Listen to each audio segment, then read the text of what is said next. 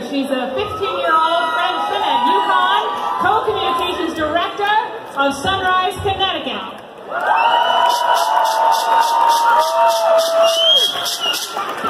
First, I want to welcome you all to this event. It is so inspirational to see so many people here to demand climate action. I want to start by telling you about the story that changed my life when I was 5 years old. It not only got me started in environmental activism, but it also showed me that adults don't always take action to protect our planet. It's a true story about a whale named Ibis. In this story, Ibis got caught in a fishing net, but she was very lucky and she got rescued. At 5 years old, I loved that story. So I asked my parents to read me the author's note. And the author's note said that most whales don't get freed. They die. I was horrified. How could adults not be doing anything to stop this? So I did what any little kid would do. I cried and whined for 3 days until my dad couldn't take it anymore and said, well, if you don't like something, then do something about it. So I did.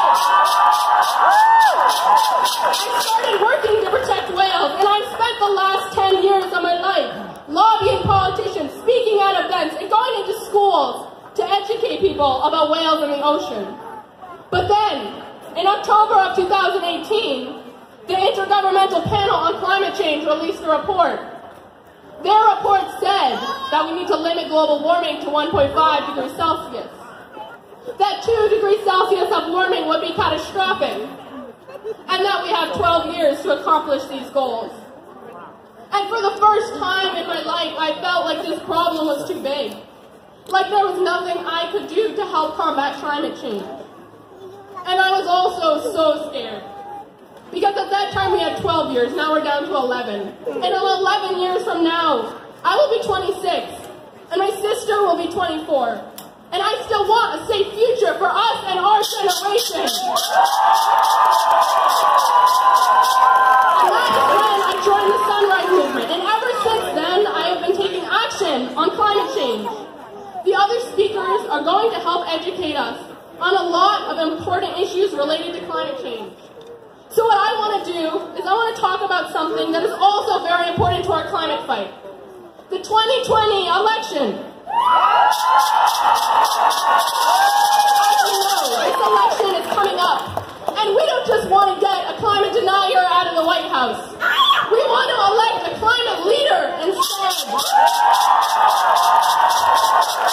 Some politicians will say that small incremental changes are all that is possible. But that time is over. Perhaps if we had acted upon climate change in 1960, when we first identified that CO2 levels were rising. Perhaps if we had acted upon climate change in 1979, when we determined that doubling CO2 in the atmosphere would raise temperatures 3 to 8 degrees Fahrenheit.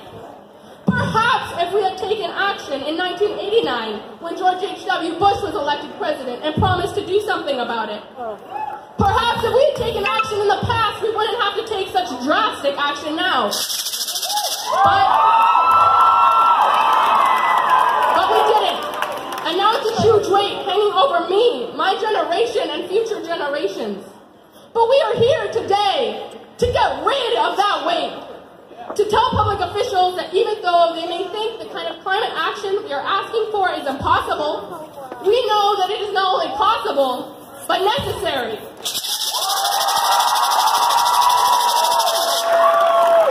50 years ago, humans accomplished something momentous when the first man set foot on the moon. When President Kennedy first proposed we do this, there were many technical challenges that seemed insurmountable. In fact, President Kennedy even said, we choose to go to the moon in this decade not because it is easy, but because it is hard. Fighting climate change has similar challenges. We don't know exactly how to solve all the technical challenges of switching to a sustainable world. But we do know that we are not fighting for just one community or one generation. We are fighting for all people. And we are working towards clean air, clean water, and a livable future for everyone. And we are not doing this because it is easy or because it is hard. We are doing this because our future is at stake.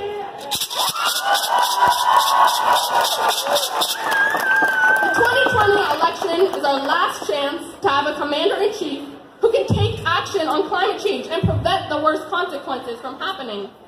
But I won't be old enough to vote in this election. So I'm asking all of you who are or will be old enough to vote to get out there and to do so. I'm asking you to vote for me and my generation. I'm asking you to vote for our future. I spent the last couple months helping plan this event. And what I really want to see come out of all this planning that was put into today is not just one day of action. I want to know that all of you are going to go home and continue to take action.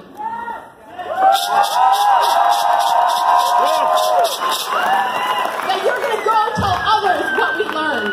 And that you're going to become a climate activist. This way, in 2020, we will take back our future.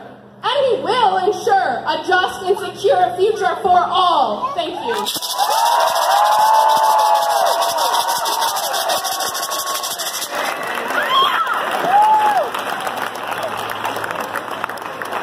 Climate change affects so many other issues, not just the environment. Sonia Berry, who's from